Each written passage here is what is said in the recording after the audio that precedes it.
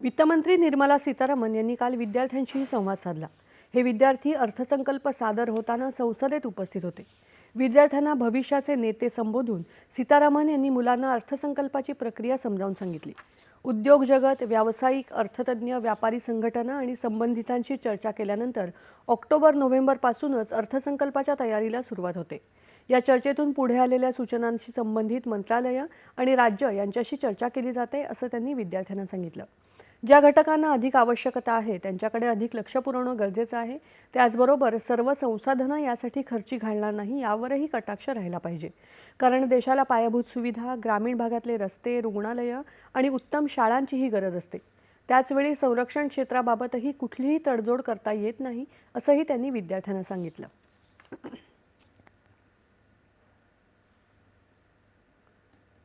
राष्ट्रवादी काँग्रेसच्या 2 गटांच्या विलीन